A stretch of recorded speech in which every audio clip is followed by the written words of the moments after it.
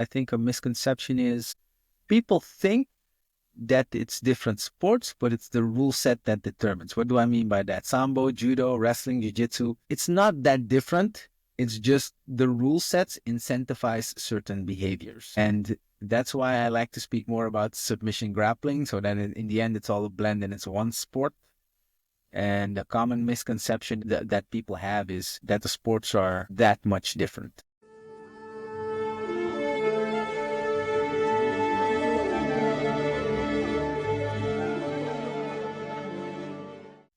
Welcome to Forever White Belt. I'm your host, Adolfo Ferranda. Today on the show, we have Raoul Audhoe, a Brazilian Jiu-Jitsu black belt under friend of the show, Priit Mihkelson, and a grappling coach with over 20 years of martial arts experience. Based in Amsterdam, Raoul is not only a seasoned international competitor, having fought in tournaments across Europe and North America, he's also the dedicated coach and founder of 2 academies called TRIBE Grappling. Known for his conceptual approach to teaching, Raoul emphasizes posture and overarching principles rather than relying on specific techniques, a method inspired by his mentor Priit Mihkelson.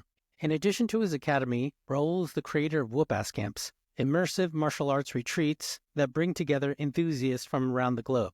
In this episode, we dive into Raoul's transition from MMA, his experiences competing internationally, his thoughts on conceptual jiu-jitsu, being constraints-led approach adjacent, and how he's building a thriving community of grapplers throughout his academies and camps. And with that, I give you Raoul Audhoe. Raoul, welcome to the show, man. Are you in Amsterdam right now? So I live just outside of Amsterdam in a small town called Almere, but I have my gym in Amsterdam and my life, everything is in Amsterdam, I found out about you, obviously, through Priit. He spoke very highly about you. And I was seeing a lot of videos and stuff with you and him, and I especially liked a video you made some time back, I think, with BJJ Globetrotters on just leg lock defense. It was right when I was beginning sort of dabbling into it. I'm sort of late to the game as I'm an older player. It's just a fantastic video. I'm like, man, this guy teaches really great. And the way you communicate, sometimes a teacher just resonates with you, and you kind of your style resonated with me, man. All right. I really appreciate hearing that. I used to be a very sucky teacher, so it took quite a lot of time. It's quite a lot of frustration from my students, but in the end, I got it. I'm okay-ish now, but I used to be horrible at teaching. But yeah, thanks to doing it a lot and a lot of patience from my students, I'm able to now teach and communicate at a decent level, hence the Globetrotters video. So let's take a step back and let the viewers, listeners find out who are you? Well, I'm Raoul.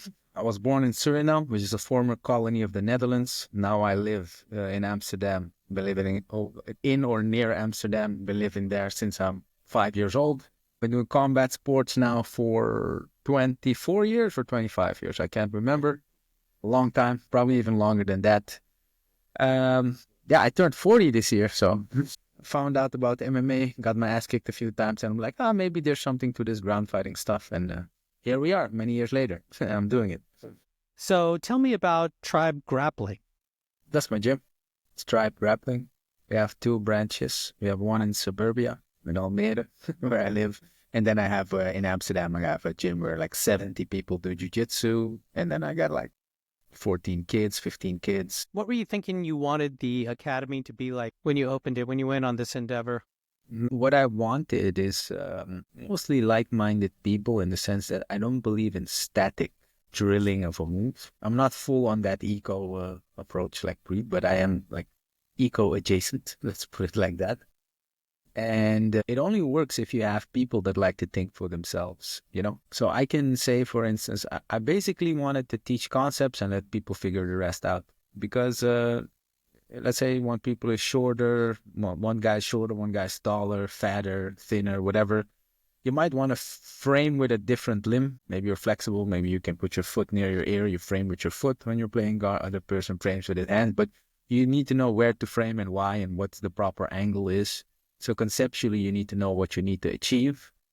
So with TRIBE, you need a tribe of like-minded people. So teach them what they want to achieve, and then the means to do so. So I give them the goal and I give them the pitfalls. Like Chris Paines talks about it. Don't let anybody in the no-no zones, the space between your hip bone and your armpit, behind your neck and back of the knees. Teach them that. And I teach them what conceptually they want from each position. And then I just let them figure it out. I can give some examples of what is viable for me is maybe not viable for somebody that's more flexible, less flexible, taller, shorter, male, female, you know? What is the difference to you between eco and concepts-based?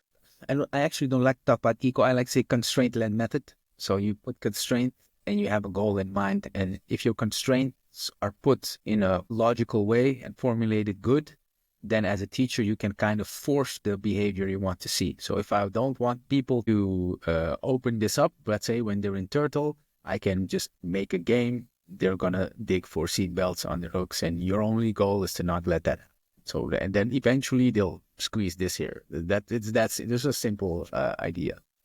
So that would be then the constraint-led method. But it does require you as a coach to really know what will force the behavior or force the movement that you want to see from your people without telling them what to do. Because the power of the constraint-led method is anytime you spoon feed somebody something, it's not going to resonate or stick as well as that they kind of have to figure it out. So they have to lose a lot. So that's the power of that. But like I said, I'm eco-adjacent. So I just like to teach the concept. And if you do like to learn like a specific technique, because maybe if you're mind-body type, you come directly to me and I'll just teach you like A, B, C. And I'm not saying that you're forever going to do A, B, C. Maybe you're going to do a different order or whatever. But I can tell you the concept like verbally, and I can say this is what I do. And then maybe you have your own process. Maybe you figure it out. But still, I will give you the same goal. But if you don't like that part of basically losing a lot at first, I can give you what I do. Or if you're way different body type, I'll go like, oh, you're more like his body type. I'll take one of the higher belts, and then solve it the way he solves it because you're close to his body type. I see you have the same tendencies, predispositions. Then I'll solve it like that. So I will spoon feed you a bit. But it's like the spoon of somebody that has your similar body type, predisposition, tendencies, habits, likes, dislikes. So I still try to teach you the concept. And with eco, they won't spoon feed you. Let's put it like this. Oftentimes when I have a chat with Priit, he says, yeah, why did you tell them to keep their back straight? Like if you put the proper goals in place and the proper constraints, it will happen. Yeah, so I guess that's the difference. So I call myself eco-adjacent. Everyone always thinks I'm going to open an academy. There's going to be a ton of people that come in. Everyone's going to love it. Everyone's going to be with me. It's just constantly going to be growing. I'm going to get to do what I want to do. But can you tell us the reality of, owning not just one academy, but it sounds like two, and the ups and downs? I've had many ups and downs. I think if you start an academy from scratch, it's going to be hard. And I have had hard times. It takes a while to build up. And before I had this gym, I was a co-owner of another gym. But I was too eco-adjacent and engulfed in Priit's teachings that, it didn't work out. I left and started TRIBE. But I always had good people around me and people that I trained with because I traveled a lot. In the Netherlands, I was one of the people that was on the Leglog bandwagons early. Now people caught up, but back then I was early. So people knew me from that. And the downs are like sometimes you feel like you have so much to teach and there's nobody on the mat. There's like 2 or 3 people. And sometimes you're like, God damn, I wish I could like take the time to explain everything properly to somebody. But there's, 26 people on the mat and they're all beginners. So those are the ups and downs from a teaching perspective. And then also, I think it was Chris Paynes who told me like, if you ever want to have a successful jiu-jitsu gym, don't teach jiu-jitsu. What he meant by that, you need the other activities. So we have yoga, we have female-only classes that helps, kids classes. If it's your goal to make it your job, basically, full-time, without doing anything else in addition to it, then I would stick with Chris Paynes' advice. If you want to make money in the Netherlands, it's very easy. We're a very big kickboxing country. I know a lot of kickboxers. I have done kickboxing because I started out with, I did a lot of MMA. I had fights also. So that makes it easy to financially run a gym. Just do kickboxing class in the Netherlands. If you just offer kickboxing classes, you'll be fine. You'll make ends meet. And if you do jiu-jitsu next to it, then obviously things are gonna go well. It's like every kid in the Netherlands plays either soccer or does kickboxing at one point in his life. I think if you ask 100 adult males if they've ever done a kickboxing class in the Netherlands, I think you'll have a 70% yes. It's very popular here. in that sense, those are the ups and downs. It doesn't come easy. If you wanted to do pure jiu-jitsu, you would go broke. But yeah, I can't complain now. Jiu-jitsu group has gotten big, and yeah, still got the other activities. How's your perspective on martial arts and jiu-jitsu evolved over your 20-year journey? I have to say, what I do now is very different than what I did many years ago. Because I'm 40 years old now. I had my first MMA fight when I was either 16 or 17. I remember I was underage. Obviously, if you train for getting punched in the face on the ground, all that spinny shit goes out, yeah, out the door on the ground. Go play inverted guard. It's over. But when I got older and I didn't do MMA anymore, I'm like, oh, now I can do all that cool stuff because I can't get punched in the face anymore. We always talk about the sport of jiu-jitsu. I don't even want to say the sport of jiu-jitsu. I feel like there's submission grappling and there's gi jiu-jitsu and there's submission grappling with punches in the face involved. And those are three different sports. So no gi is evolving in such a way. It still has some resemblance, but eventually if this continues, let's say 20, 30 years down the line, it'd be like judo and jiu-jitsu. We have the same origins, but we're totally different sports. Sambo and judo, same origins, totally evolved into totally different sports. That's what I see happening. Like we call it no-gi jiu-jitsu now, but in the end, you're just going to have submission grappling, jiu-jitsu, which will then be gi only, I guess. And then you're going to have something that people train that do MMA that have to take into account that they can get punched and elbowed in the face. That's how I see it. That it's jiu-jitsu self-defense. I feel like, and I mean this with no disrespect, you have this self-defense jiu-jitsu, right? And it's good because in a sense, we have in sports jiu-jitsu forgotten a lot of things that are, let's say, essential to protecting yourself. Yeah? So let's say if you go to that old school brace jiu-jitsu, it has some merit. My argument is, you have sports jiu-jitsu. If you want to learn how to fight, do MMA next to it. That's just reality because no amount of self-defense jiu-jitsu is going to prepare you as well as training mixed martial arts. Now you can say, oh, in self-defense, I can kick you in the nuts, poke your eye, grab your throat, whatever. Look, you don't even have to take a world class like John Jones. Like I'm going to say this, yeah. Any middle of the road journeyman in one of the top leagues like UFC or ONE FC can pretty much kick most hobbyist jiu-jitsu black belts' ass.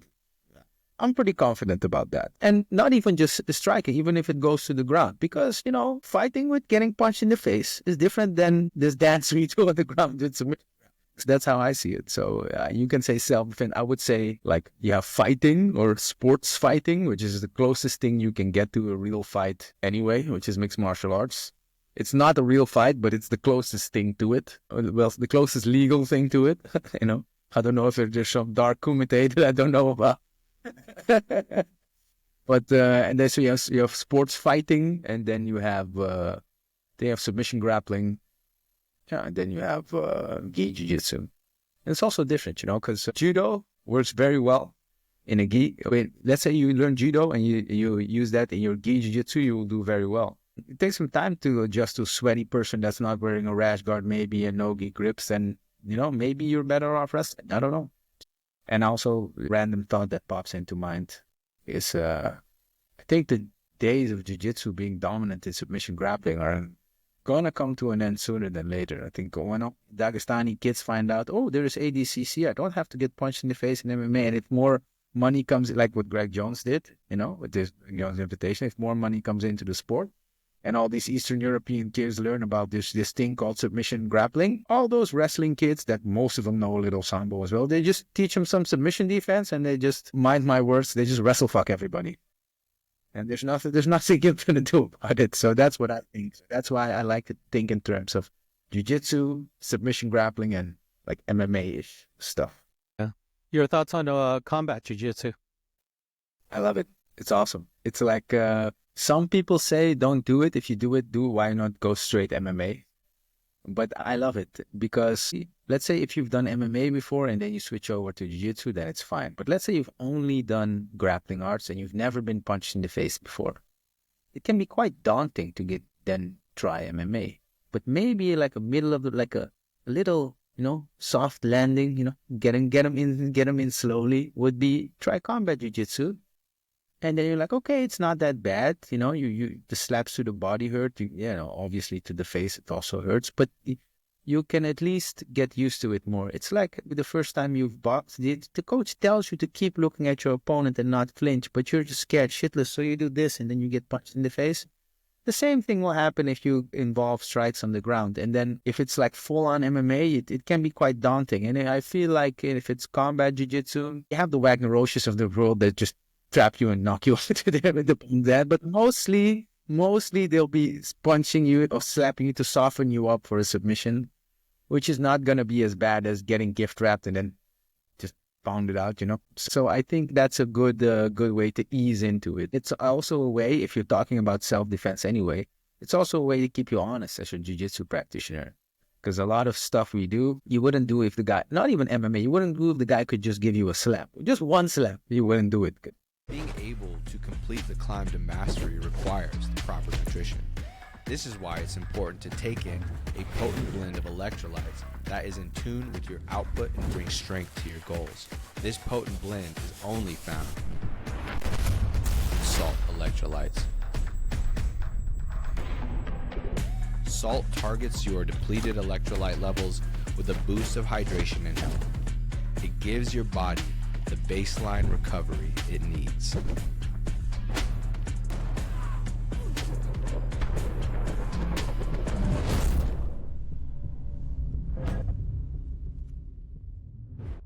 So, Raoul, can you tell us an aha moment that you've had over your career? Well, this sounds stupid now, but when Chris told me, just don't let him in here, you'll be fine. I'm like, really?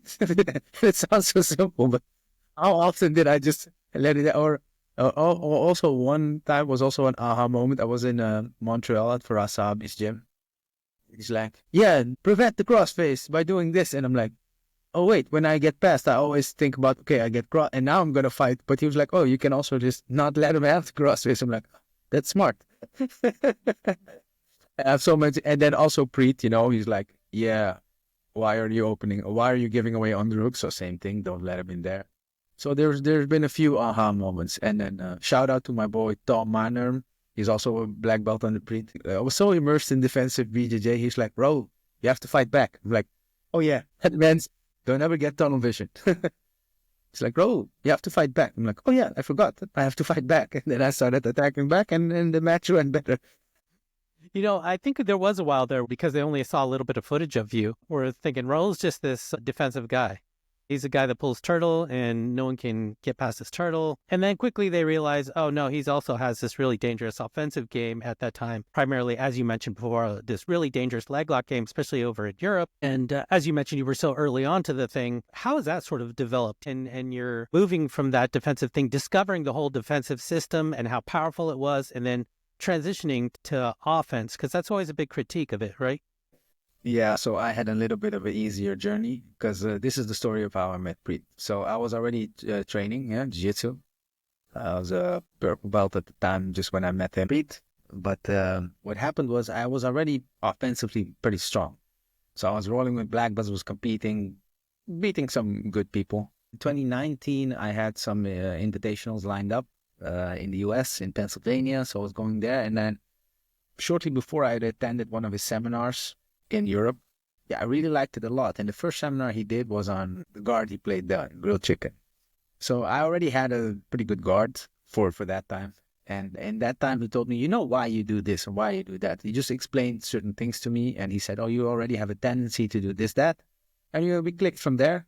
And it really helped me. My guard got better. And I'm like, because at first I'm like, this running man and turtle stuff this guy is doing. I'm like, I don't trust it. It sounds stupid.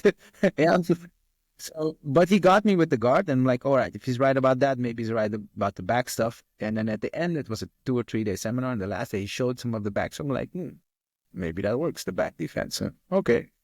And I don't know why, but I had the thing lined up in Pennsylvania, and I didn't have a lot of training partners. And I'm like, look, can I come to Tallinn, to Estonia? I'm going to train. And back then, nobody was believing him in what he said. He wasn't that big as he is now.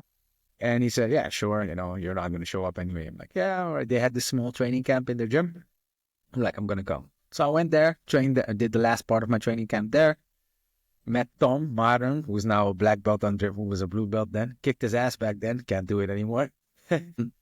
So worked a lot on back defense, and he gave me some tips on on like angles and defense. And back then he told me like, your offense is already black belt level, but your defense is like 4-stripe white belt. It's like shit. If they put you on the back foot, you're like done. You crumble real fast. I'm like, yeah, that's why I always attack. But it was a confronting moment. But I worked there on my defense. It helped a little. And then I went from there. I went straight to the US. Did my invitationals, and then I had a smaller thing lined up, and then a bigger invitational. And in the smaller ones, it was quintet style. And I had a big guy on my back for like the whole 5 minutes, and I survived. It wasn't pretty. It wasn't properly executed, the things he thought, but it was enough for me to survive. And in the end, I got him. I got out, the leg locked him. So I'm like, oh, awesome. And I gave him credit. I said, thank you, Priit. Then I started back and forth and meeting him everywhere. And this was before anyone was believing him. It's amazing that you mentioned grilled chicken was the thing that hooked you in. I think for me, it was just the turtle. I always felt there was an issue with everyone starting from open turtle, right? Drilling and things like that. And seeing the weakness in the open turtle itself. Well, now I guess Priit would argue that because he's got all kinds of stuff with open turtle, but his turtle at that time. But going through Hawkins and Running Man and just trying that, I wasn't initially a believer, just because you're going to lose so much when you're just initially trying this stuff, right? But then you realize the power of it and the power of angles and all these things. And yeah, just a guy that was really ahead of his time. But to see you like pull it off so effectively in actual tournaments, I think was a big sell for Priit and for people like myself too, internationally, who are watching you compete. Well, he calls me the guy that helped him break the internet. No, but for me, it was easier in that sense because I was already offensively good before I met Priit. So but my defense was complete and utter crap.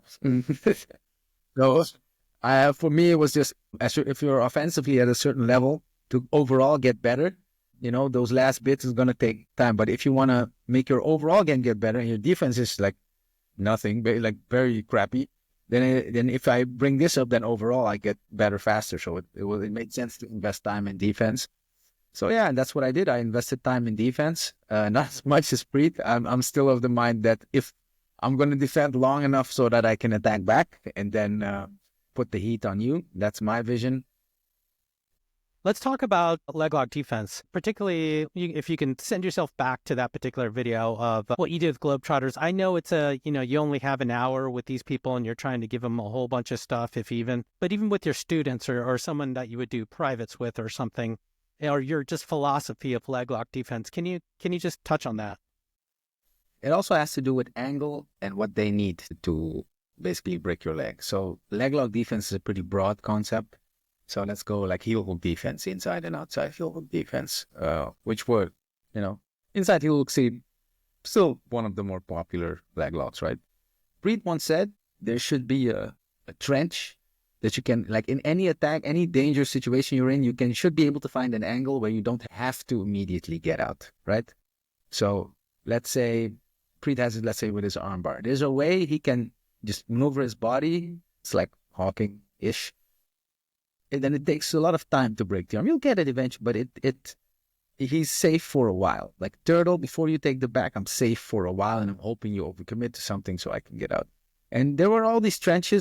People always say, clear the knee line, turn the knee and just get out, right? I'm like, maybe. What if I want to just be there, At one point, I was pretty good for my time in inside heel hooks. But it was one guy in Canada I could never leg lock. And he was also much better than me. He's a professional. There's Pierre-Olivier Leclerc from Montreal. His heel hook defense was so good. He was so good at hiding his heel. It's just like, felt like he could give me his leg with everything and I couldn't get it. So that's how powerful it was. But he was also spinning and hiding. But sometimes he was more static. And I'm like, what is that? And he has very high mobility in his ankle, so he can twist his foot in a way that most people, including me, cannot. That's why he can hide his heel so deep. And I'm like, all right, I feel I need to find a way to emulate that while I can be static and not basically have rubber ankles.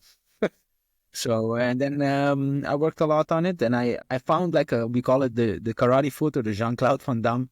There's a way that we can be there and just be static and just be there and survive. And then obviously you need to learn how to get out also. But I felt like the way I approach leg lock defense is much more in line with Priit, where for a lot of positions and submissions, people teach escapes, which is good. but nobody teaches you to just survive as long as you can, and then hopefully you will see an opportunity to escape. So what I was thinking about is like a small goal. People have a big goal, get out of it. And I have a small goal, don't die immediately. So don't make it worse, like the oath that doctors have to swear, thou shalt do no harm. So I'm like, how can I not make this worse? And I'm like, all right, so then this is a good way to attain this static position where I can like kind of like clear my head and hope for the best and see if I can find an opportunity to get out. And that's how I approach leg locks. And that's how we came up with the karate foot and the inverted karate. I have a whole system for inside and outside heel defense. And I do also the stuff that you see on the internet, just get out, blah, blah, blah. Spinning and the pigeon defense, all that stuff. But I also have an approach which I teach most of my beginners also, because that's the one difference. I teach all leg locks, all submissions from day one. When you come in the gym, if it's leg lock day, you're doing heel hooks, even if you're a white belt. It might be a fourth class, I'm doing it. But what I do say is I don't let them go breaking mechanics straight away. I'm just hold it. And then once they get comfortable, like they don't have to get out, because how do people get hurt with leg locks? They do spazzy stuff, and the other guy catches something, they don't know that it's wrong, they spin the wrong way, something rips, and it's done. You're out 6 months to a year. So if you teach them a way to just be in that static position, then it's also much safer. They sometimes they can't do anything about it. They can keep the static position. It just takes the other guy longer to get, but they can see it happening. They see what's happening. Whereas if you just focus on get out, it's harder to learn where's your edge, where you have to tap. So that's the approach I have with the leg lock defense is how can I make it not worse? And then basically that's the approach to what I have with everything. I used to be attack only, and then I met Priit and I got better defense, and now I'm more or less, and it also has to do with age, I think, a counter fighter where I just try to shut as much down as I can, and whatever you give me, I'll take any crumb, any limb, anything I can get, I'll work with. Beggars can't be choosers, and that's how I go about it. And I feel like that's also a good way to teach beginners, because if you're a beginner, you're not going to impose your will. You might be happy if you only get tapped 6 times in a 6-minute round. So I'm just trying to teach people how to survive, and the same applies to leg locking positions. I teach them to just survive as long as possible first, and then once you're clear-headed, you're level-headed, you're not panicking, you can make a decision out of with a clear head, and those are often better escaping decisions. It's the same as the defensive postures. You just shut everything down. Oh, he overcommitted there, I go this way. So that's the approach I have with leg lock defense as well. Try to make the position static, that they can't spin. I don't have to, everything stays there, and then we can just have a little chess match. I love the karate kick analogy. I think that was the one that sort of stuck with me, where it made me not even have to think about the right way to turn, right, being in quotes, depending on, let's say, even if it's an outside heel hook, if you just turn inside, it's like a karate kick. You said it was something like a roundhouse kicker, and it just turns the heel in the advantageous direction for the person who's playing defense. And it was just wonderful. I was like, oh my God, it was a silly little thing like that just completely changes your game. Yeah, it really helps. It changed a lot for me. And also in teaching, everybody has good leg lock defense in my gym. I have trouble catching heels, to be honest.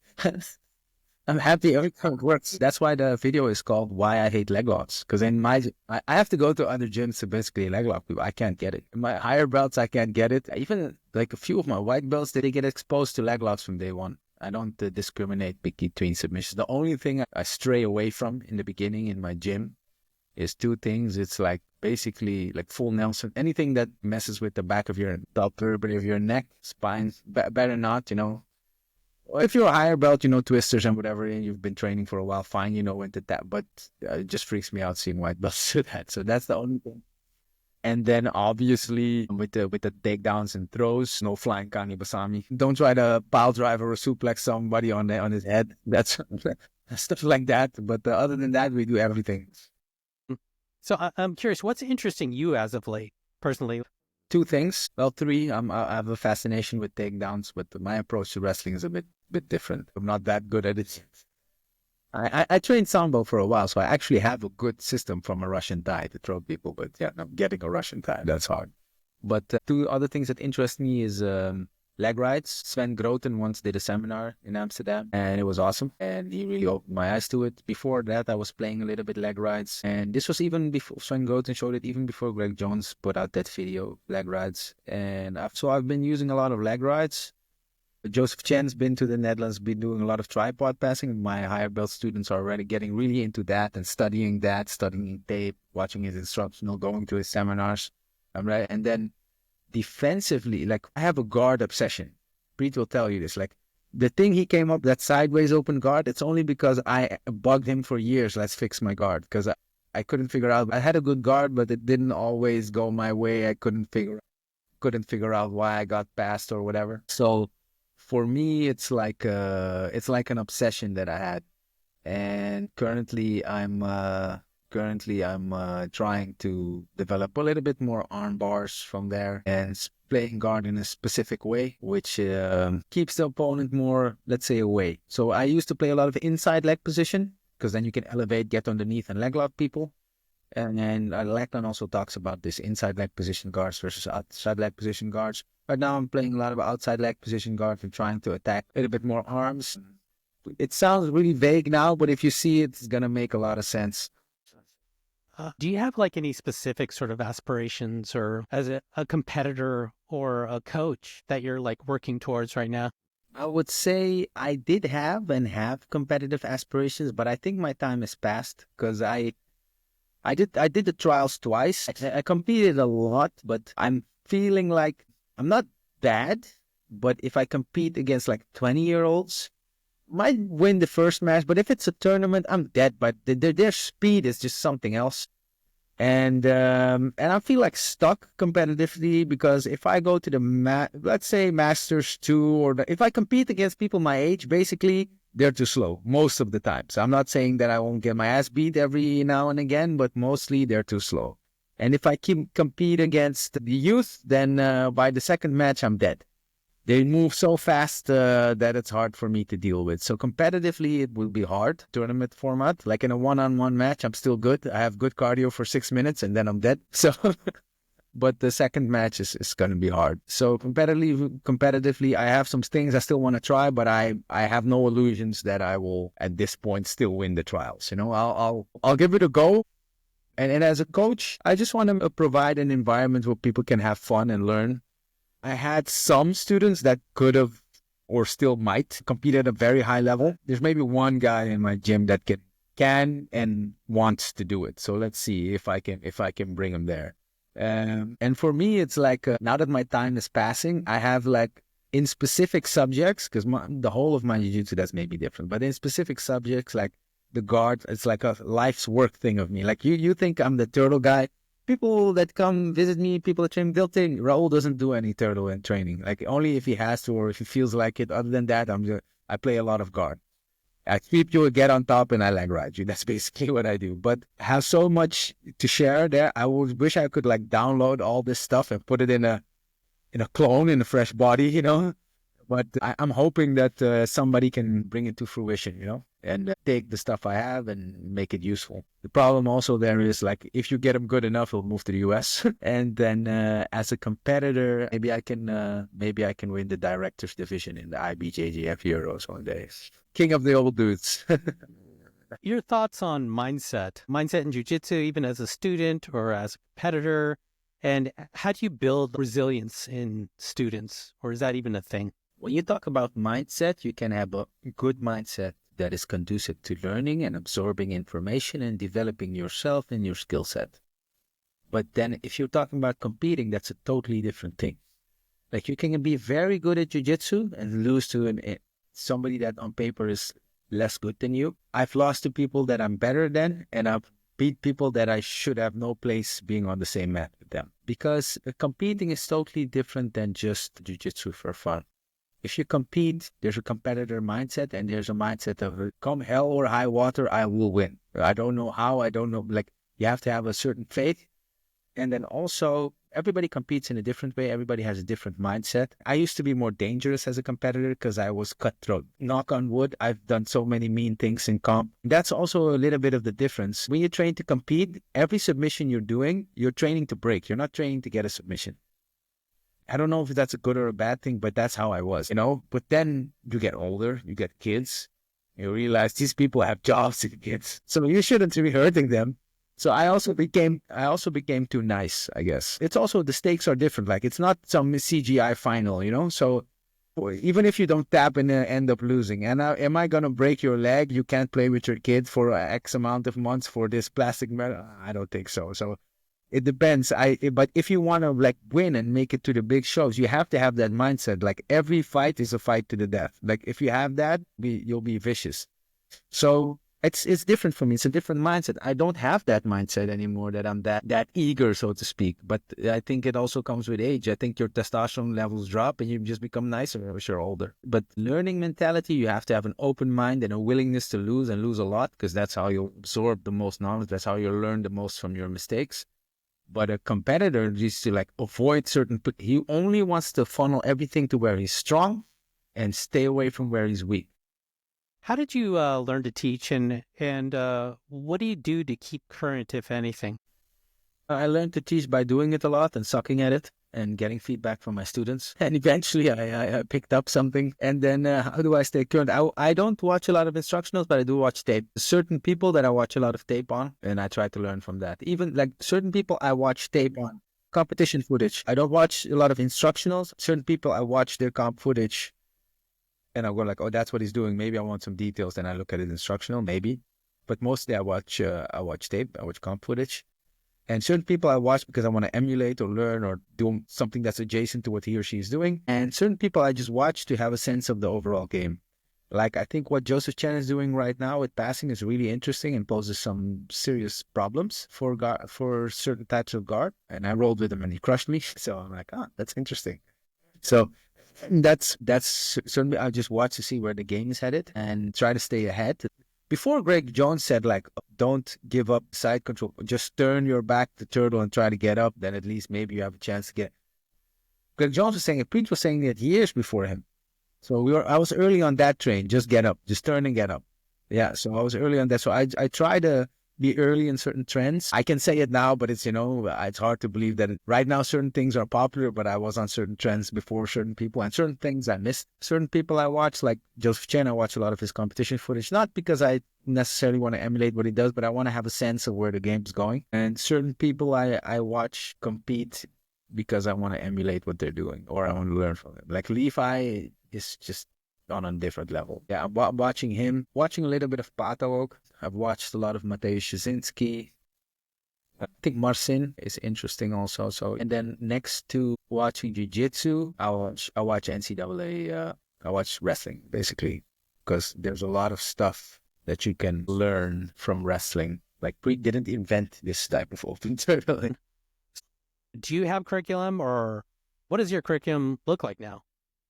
Basically, I have a beginner's course where I go through a bunch of submissions that I teach through defensive postures. So I just teach the posture and then I teach the submission. So like, go Kimura him. This is a Kimura. You do this, this, this. And then they know, this is cool. I'm like, okay, now take this pose and circle. And then the top guy goes, I can't finish anymore. So this is what I do. So I have a whole curriculum built around defensive posture. So I teach him turtle, running man, a little bit of hawking, and I teach him to close these gaps. And then I teach basically a bunch of submissions. It's like a 12-week program, twice a week. You go through everything, including heel. So then you cycle through that twice. Then you've done all the submissions twice. So it's 24 weeks, and then you're good to go. That's the beginner's curriculum. And then when it comes to the regular classes, I do everything. We have themes. So we have 1 day a week where we play the whole game. So that's everything. So that's from takedowns to passing to just a little bit of the Solders approach and try to play the whole game. Yeah, it's 1 day a week. Sometimes might expand to 2 times a week. The rest of the week, it's just we have a theme every month and we follow that theme. So right now we're in a theme of escapes, pinning and pin escapes. So both sides of the coin. What do I need to pin somebody? What do I need to escape a pin? And then I cycle through the themes. Like we've had themes like when the theme is a month long. So we've had leg lock month, arm attack month. Now we have the pinning escapes. We have the back control month. When I say back control, we always train both sides. So the defense and the attack. Yeah. So we go through a bunch of themes, cycle through it. Then, for instance, we are at a month of passing. Then we go through outside passing, passing through, tripod, like everything. So we have a theme. So you go through all the themes, but at least one day a week, you still have the whole game so that you can apply stuff you learned from previous months where they had a different theme. If you look over it, a whole year comprises of everything from pinning, pin escapes, arm attacks, bent arm attacks, leg attack, straight leg attacks, bent leg attacks, back defense, obviously, and then passing systems. And then lastly, like, what do I need for a guard? And then when you talk about guard, we go with close guards, close, not closed, like where you have close, like for instance a deep half or whatever, and mid-range guards, and then open guard, and then we distinguish between inside leg position and outside leg position guards. And then one day a week we do also the whole game. Yeah, and then we have one day a week where when I say one day a week, then it's all classes that day are the whole game. And then we have in my other gym, we do a lot more. It's kind of weird. Like in my suburbia gym, the smaller gym, pretty much all we train is get up from a pin and wrestle the guy. I don't know why. So the whole thing I just said only applies to the Amsterdam gym. And somehow I took another approach with the smaller gym. I'm like, this is newer. What would happen if because Chris Paines has this approach now in his gym for many years. He's like, screw everything. All you're going to do is get out. That's it. And I'm trying that approach in the smaller gym. And every now and again, I let them scooch over to Amsterdam and train there, and they do very well. And they're like, oh yeah, they couldn't hold me, or they don't know any jiu-jitsu. All they know is when they get pinned, what they need to do, get up, and they get up. And they know wrestling. That's it. They might take you down. They're not good at holding you down yet, but then you get out, you sweep them, whatever. They get up again and they do it again. That's all they know, but they're pretty good at it. So let's see. So the whole explanation I just gave curriculum-wise, that's my Amsterdam gym. And like I said, let's say the new gym is more or less an experiment that I'm running. A/B test. So, Raoul, what's a common misconception about grappling that you wish more people understood? I think a misconception is people think that it's different sports, but it's the rule set that determines. What do I mean by that? Sambo, judo, wrestling, jiu-jitsu. It's not that different. It's just the rule sets incentivize certain behaviors. And that's why I like to speak more about submission grappling, so that in the end, it's all a blend and it's one sport. And the common misconception that people have is that the sports are that much different. Here's the duality. Here's what I mean. It's all closer than you think, but rule sets incentivize certain behavior. And in wrestling, there's no guard to pull, so that's gone. Then again, what do? We take from different arts, because in the end, I think it's all submission grappling. We take from different arts the wrong things. What do I mean by that?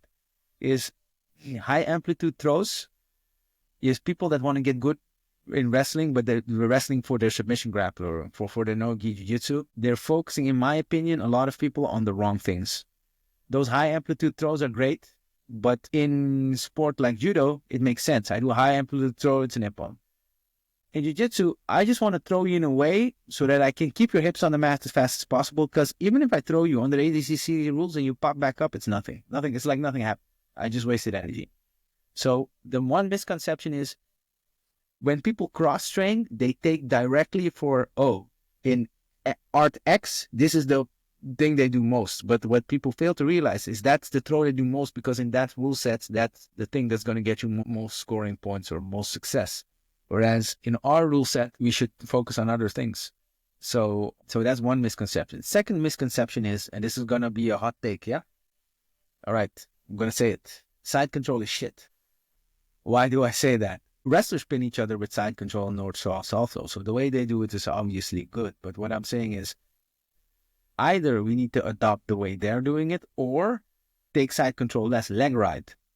Because if I want to control you and I only control your upper body, then your hips are free. If I only control your hips, then you're going to sit up, you're going to base on a hand. So what I want to do, I want to ride your bottom, I want to pin your bottom leg, and I want upper body control. This is basically what Khabib did in the UFC. He leg rides you, and then he pins your arm, and now you're effed. You're going to get hit a lot. So for control, leg rides are superior. But the problem is the rule set doesn't incentivize leg riding, because if I have a leg ride on you with a Dagestani handcuff, the Khabib hand, as we call it, it's no points for me. But if you ask me to control a man, like I just have to keep you there Or let's say you want to go with the fighting scenario, control you in a way that I can do most damage. I'd rather have you in a leg ride with one arm pinned than inside control, personally. So that's one misconception. And that's because the rule set incentivizes that. Whereas if you can manipulate it slightly, because you could leg ride, go knee on belly, leg ride again. That's a better way to control somebody. Because also for the rule set, it makes sense. This is why people they have an upper body grip. You have half guard, they pass the half guard. Then they act like like you get the half guard back, but in fact they were baiting you. And then they pass it again, and etc. ad infinitum. Yeah. So there's stuff you can do with leg rides that are better for our rule set. So two misconceptions is one, we do confuse the arts as being separate too much, but then the duality is even though we think it's separate arts, we think we can just take from art X. Oh, this is the throw they do in in wrestling. Let's go double leg everywhere. Maybe not the best idea. Pick the things that will translate best to submission grappling. So even though they're good, maybe you'll knock the wind out of somebody, but either you collapse his lungs, break his ribs, and you win, or he's just going to get back up. So high amplitude throws are not always the way to go. So the things that are very good, wrestling takedowns that are very good for wrestling aren't necessarily good for no jiu-jitsu or submission grappling. So even though, let's say in wrestling, you have a lot of throws, but the things you see most are not that applicable, I find, to no jiu-jitsu or submission grappling. So they don't take from another art one-to-one. So that's one of the misconceptions I see in grappling. And the other thing, thirdly, and this is what Chris Paynes also talks about, we get sold a lot on, size matters less, blah, blah, blah, with jiu-jitsu. Like, that maybe used to be the case when Helio did jiu-jitsu and the brutes of the world didn't know any grappling. But with the advent of the internet, UFC, everybody's watching everything. Size matters. Otherwise, there were no weight classes. And it doesn't matter how much and how long you train. Let's say Mikey Musumeci is a world-class athlete, but if I take a 130-kilo Division II wrestler, it doesn't matter. Like, size matters, age matters. And I think we should be honest about that. Because she promoted a lot as, especially with the self-defense stuff, like, yeah, learn this and it doesn't matter if you're small or this and that. You still have that kind of stuff going around and you just have to be realistic. Like, it's better than knowing nothing, but give me a 6'3", 260-pound American football player who doesn't know any martial arts. He'll probably kick my ass. I guess you could translate that to also the belt. So the belt in itself is such a subjective thing, too. You could just say white belt being wrestler X that you were discussing, and brown belt, black belt being the smaller guy, right? So like the belt math doesn't add up. I was like, well, that white belt beat the purple belt. I guess that purple belt should be a white belt, or that white belt should be a purple belt. I think, especially in submission grappling, so nogi, belts don't matter. Belts are not, in that sense, they're not real. I know it sounds weird, but what do I mean by that is anything that is awarded, anything that is given, not taken, is subjective. Like if you have from any fight promotion a belt. So if you win a tournament and get a belt, it is indisputable. At that moment, you competed against X amount of people and you came out on top. So in that room, you are the best in your weight division or whatever. You understand? Anything else is subjective. So if I say you are a black belt, okay, now I bet you that there's a bunch of black belts because let's say jiu-jitsu didn't spread evenly, yeah? And also the leg lock revolution also didn't spread evenly. There's still countries where people don't know what an basic ashigarami is, right? And those countries also have black belts. Now, you can take a blue belt off the street right now from California and go send him to one of those countries to fight all the black belts. He'll hook everybody. So what's belts? A few years ago, like I saw a video of John Jones as a blue belt, and I'm like, yeah, right. So belts don't mean anything in that sense anymore. It's like you come to a tournament, you're a black belt, and then at that time you find a blue belt named Cole Abate. You're like, oh, I'm going to beat this kid. No, you're not. You're going to get your ass kicked. So it's very subjective. So like you have black belt and you have world-class competition black belt. Like probably a world champion IBJJF blue belt, like at the Nogi Worlds. He'll beat most black belts, most hobbyist black belts. He'll beat them. So then, Raoul, let's be hypocrites then, or take the other side and say, then how do you consider belting people in your academies? I'm stingy with belts. I eased up recently. So you know how I used to do it? merit-based. This is how I used to do it, but then I didn't have a lot of higher belts. You want this belt? You're a white belt, want a blue belt? Dutch nationals, you're a white belt, compete in blue belt, win, or place medal, then I'll give it to you. Because then it's then it means like from the population in the region, it's in this. If you medal at the nationals at your white belt, you go in blue belt and you medal or you win, then it's true. I don't have to like compare to the population. You're that level. No. So, but here's the hard part though. Even though that guy that did it, his name is Anil, it's also unfair because let's repeat that scenario. And now I'm in Texas, and I go compete in Texas, right? Go compete in a regional tournament and win, and then I'll give you. So it doesn't apply everywhere, but I think here I can get away with that kind of crap. So, but and then I also differentiate. So if you're a competitor, it sounds weird, but you're gonna have a harder time getting a belt from me. Because, I'm going to give you a competitor belt. So it means you want it, go win in that division, and then I'll give you it. So if you're a blue belt, you want a purple belt, go win this and this tournament at purple belt. Good luck. If you do it, I can coach you through it. If you do it, or you're close, or whatever, maybe medal, maybe you didn't win, but I thought it was a close match. But you know what I mean. So go do it and fine. But then there's also people that, I got a guy, I recently gave him his blue belt.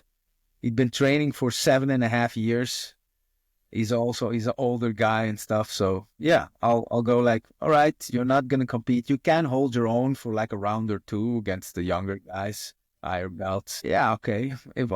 Then I'll do it. But it's still tough. I still Shark Tank them with the competitors. So, but if they don't break mentally, I'll give it then. But other than that, everybody says I'm stingy with belts. I know it's not fair, but otherwise it's my opinion. And I can be wrong, but the mats are never wrong. So if you beat everybody at a belt, easy. Raoul, can you tell us a time that you ever considered quitting and why? I have quit. So I've been doing it for a long time, but I was out for 2 years. It's just life injuries. I was doing MMA, still got a kickboxing injury, like on my shin from kickboxing. I needed to make money. I was broke. I was young. I had to quit. I just did other stuff and then I came back to it. So I have quit. I know that life can happen, but I always knew I'd come back as soon as my injury. So that was more necessity. It wasn't because you wanted to quit. No. And I thought about quitting competing as I get older. I still think about it. But then, I roll with some young guys and I'm like, I can take it. But no, I can take. But no, I haven't thought about just quitting the sport. I'm rolling till the wheels fall off, basically. Yeah. As long as my body can do it, I'll do it. Okay. I do think though that in a few years I'll wrestle. I'll still do jiu-jitsu, but this upright grappling, wrestling, I'll wrestle less just because I believe that is more injury prone than jiu-jitsu. Yeah. And I think if I keep wrestling, I'm 40 now. If I keep wrestling past 43, it's also going to take some years off my jiu-jitsu. So, I'll be more of a guard puller in the years to come. That's why I'm having fun wrestling now. But like I'm quitting submission grappling, no. Would never do that. Yeah, I'll obviously tone it down as I get older because I'm on the mat every day now, and that's not going to be sustainable when you're 50. I'm 40 now. Yeah, don't see me doing that when I'm 50. So, I'm curious about like your instructionals because I've stumbled upon all this stuff of yours. Something called JujitsuXFactor.com and other stuff. What's out there that the general consumer can learn from you? There are 3 instructionals out, yeah? We have X-Guard, the new X-Guard, and it's subtitled, with a subtitle, Counter Pressure Hooks. I'll get into that later. And then you have Turtle, Basic Turtle, and you have Turtle 2.0. So you have 3 instructionals. Now, the first one with the Counter Pressure Hooks and the X-Guard is on 2 different platforms. The main platform I work with is grapplinginstructionals.com. God bless them. They've done a great job promoting me. And the X-Guard one is also out on Jiu-Jitsu X Factor. I don't really work with them anymore because I just get most things sell via grapplinginstructionals.com. They still offer the product. So if you want to get it, everything is available on grapplinginstructionals.com. So, and the X-Guard one, which I call counter pressure hooks, is the way I use my hooks. It's hard to explain visually, but if you ever felt it, you'll know. Like most people hook, they only hook. Most people frame, they only frame. I have like this corkscrew effect, which I go into in the instructional, and that's how I set up my leg locks. Basically, that's how I stay safe, and it's an interesting way of doing it. It's a control mechanism. And why do I call it the new X guard? Is because I have certain rules. If you want to play, let's say, an inside leg position guard, like an X guard, if you have certain rules that I apply, combined with those counter pressure hooks, that they're very different. Like I haven't seen most people explain it that way or do it that way, and it's because most leg lock entries, most things you learn are an entry in and of its own. Yeah, you do this entry or that entry, and you either succeed or fail. And the main objective is to get the entry and to get the bite on the leg and get the leg lock. Now, I turned it around. So with the counter pressure, your main objective is to not make it go worse for you. So stay safe. And from there, I show what options you have. But everything around that instruction is emphasized on keeping or maintaining or getting back to a certain ideal angle, which I go over in the instructional. And from that ideal angle, you need certain counter pressures and keep him there, and good stuff will come. And then I go over certain entries. But the most important thing is staying safe. So that's the differentiating factor. Most leg lock instructionals, they will go over, do this leg lock, that leg lock, that leg lock. Whereas the counter pressure hooks, so the new X guard instructional, is more like, this is how you stay safe. This is how you keep him in the range for leg locks, how you stay safe, how you make sure you don't get passed, you don't get counter leg locked. And then if this opportunity arises, do this entry, that entry, while maintaining a certain angle. And if you're trying to do this entry and you see that the angle doesn't go in your favor, stop what you're doing, even though you might still get it, go back to the defensive angle. So that's it's a different approach. It's a more defensive approach. So yeah, and then you have the turtle instructional, which got hyped. Basically I did that viral video, and then people were like, "Oh, this is interesting." And the turtle instructional came out, which is also very leg lock heavy. So it's defense, defense, defense, defense. And if they take this angle on you, then it's leg lock. Also very defense first. And then the Turtle 2.0 is actually something that I don't think a lot of people know. You can actually use it offensively. Like I turtle scoot to you. It's like, it looks really weird. But yeah, that's where you use turtle on an offensive way. So I basically use turtle also when they're in front of you. And instead of a seated guard, you just go what we call the active turtle. I get into it a lot, and it's a lot more wrestling heavy and a lot less spinning to guard leg lock heavy. It's it's my best work, to be honest.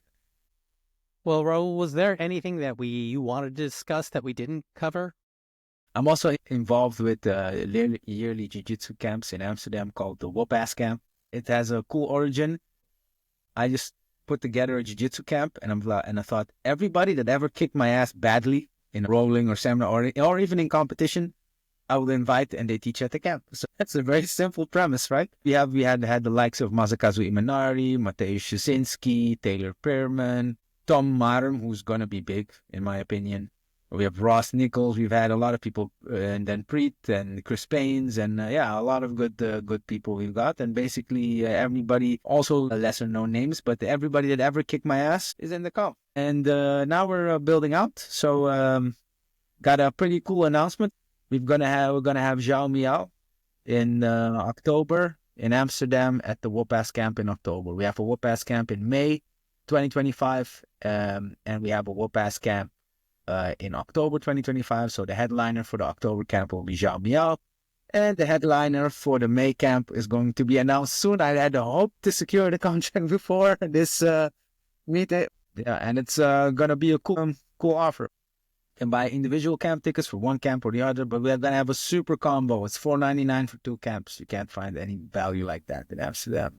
So that's a great deal. So once it comes out, we're gonna put that out, and you should definitely come if you're in Western Europe. Amsterdam in May is beautiful. Well, Raoul, where can we get more information about you and everything you're up to? You can follow me on Instagram at Srananjitsu. That's SRANAN. And then Jitsu, you can go to RaoulAudhoe.com or SrananJitsu.com. The best thing you can do is follow the Whoop-Ass Instagram or follow the Srananjitsu Instagram. All right, everyone. We will add all that in the show notes. I'm Adolfo Ferranda, your host, and we do have our VIP membership, $1 a month, and you get early access, uncensored, and the whole thing. Thumbs up, subscribe, the usual. Raoul, thank you so much for your time, man. It was really a pleasure getting to know you and meeting you, and I hope we can do it again sometime. I hope so. All right, man. You take care. I'll see you guys.